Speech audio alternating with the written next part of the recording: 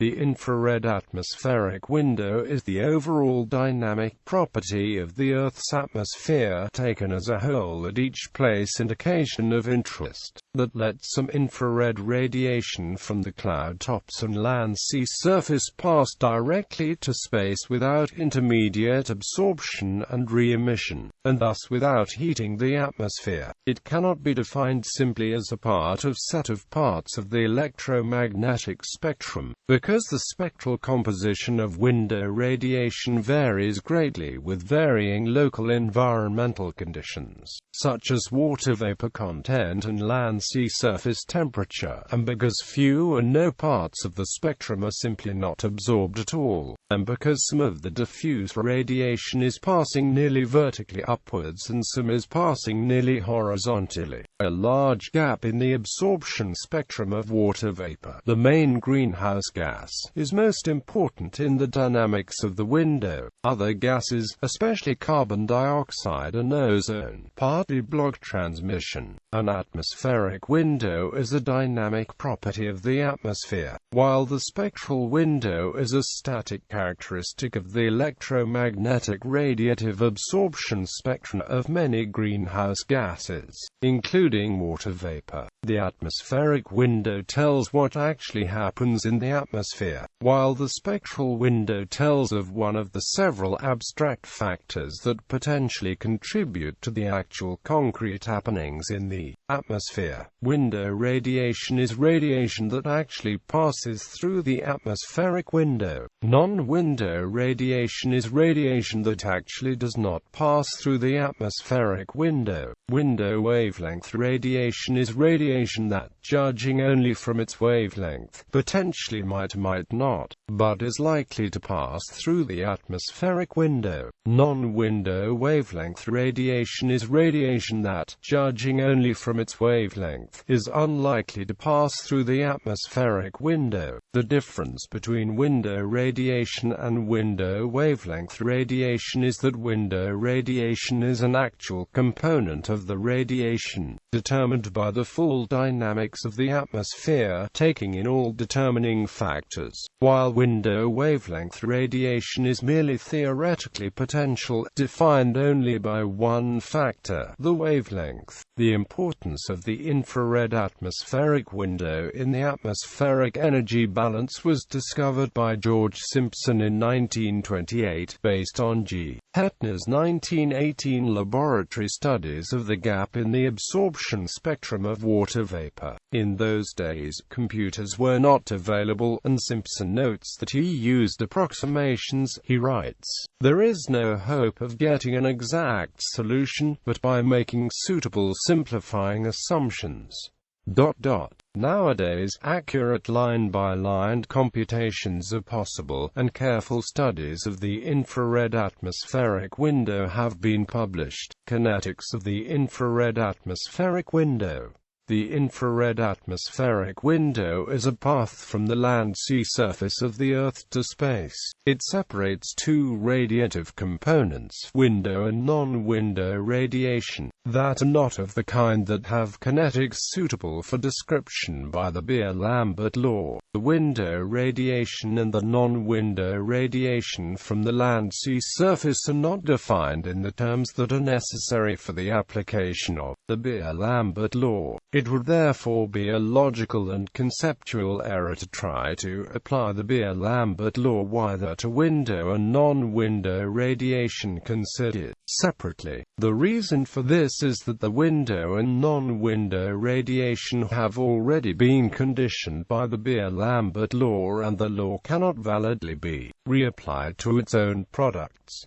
Logically, the Beer-Lambert law applies to radiation of which the origin is known but the destination is unknown. Such is not the case for window and non-window radiation. Logically, it is part of the definition of window radiation that its destination is known, namely that it is destined to go to space, and likewise, by definition the destination of non-window radiation is known to be entire absorption by the atmosphere. atmosphere. Thus it makes sense to state the precise spectral distribution and spatial, especially altitudinal, distribution of locations of absorption of non-window radiation in the atmosphere. But none of those locations can be beyond the atmosphere. By definition, non-window radiation has zero probability of escaping absorption by the atmosphere. All of the locations of absorption are within the atmosphere. Radiation that can be described by the Beer-Lambert law can partly escape absorption by the medium of interest. The law tells just how much that part is. This is a deep conceptual point that distinguishes the kinetic description of window and non-window radiation from the kinetic description of the kind of radiation that is covered by the Beer-Lambert law. Non-window radiation is by definition absorbed by the atmosphere, and its energy is thereby transduced into kinetic energy of atmospheric molecules. That kinetic energy is then transferred according to the usual dynamics of atmospheric energy transfer. These kinetic principles for window and non-window radiation arise in the light of the definition of the atmospheric window as a dynamic property of the whole atmosphere, logically distinct from the electromagnetic spectral window. Mechanisms in the infrared atmospheric window. The infrared absorptions of the principal natural greenhouse gases are mostly in two ranges. At wavelengths longer than 14 micrometers, gases such as CO2 and CH4 absorb due to the presence of relatively long CH and carbonyl bonds, as well as water vapor absorbing in rotation modes.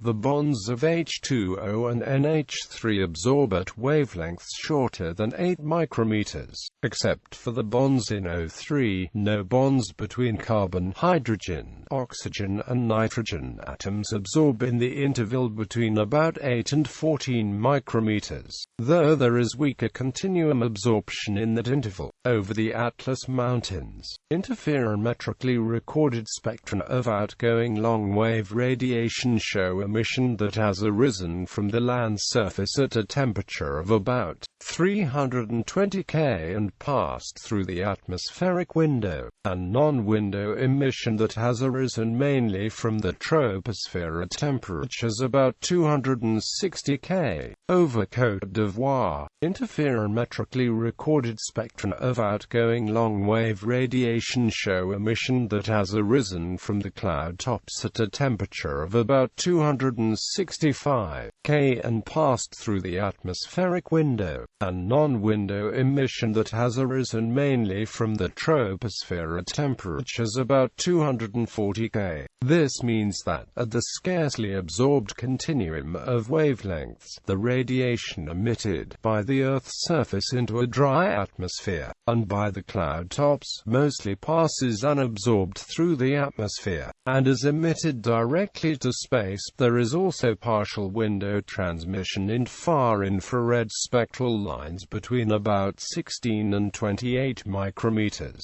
Clouds are excellent emitters of infrared radiation. Window radiation from cloud tops arises at altitudes where the air temperature is low, but is seen from those altitudes. The water vapor content of the air above is much lower than that of the air at the land-sea surface. Moreover, the water vapor continuum absorptivity, molecule from molecule, decreases with pressure decrease. Thus water vapor above the clouds, besides being less concentrated, is also less absorptive than water vapor at lower altitudes. Consequently, the effective window as seen from the cloud top altitudes is more open, with the result that the cloud tops are effectively strong sources of window radiation. That is to say, in effect the clouds obstruct the window only to a small degree. On page 43. Importance for life. Without the infrared atmospheric window, the Earth would become much too warm to support life, and possibly so warm that it would lose its water, as Venus did early in solar system history.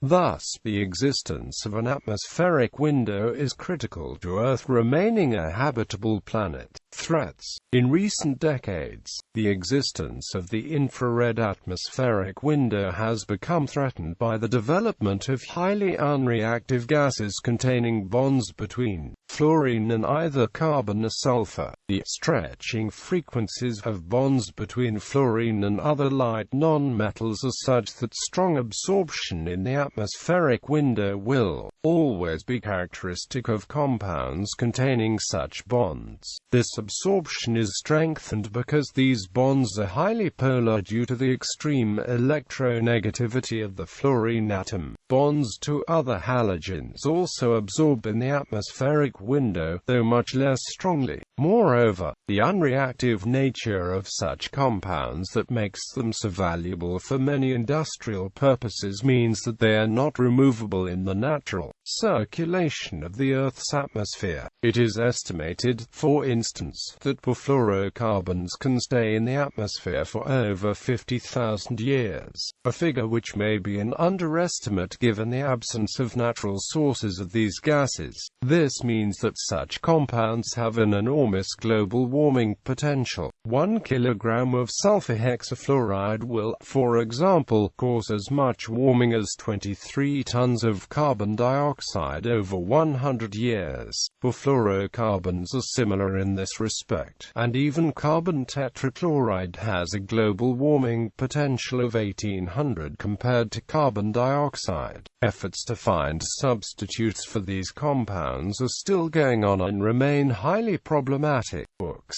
Mihalas, D. Vaibul Mihalas, B. Foundations of Radiation Hydrodynamics, Oxford University Press, New York, ISBN 0-19-503437-6.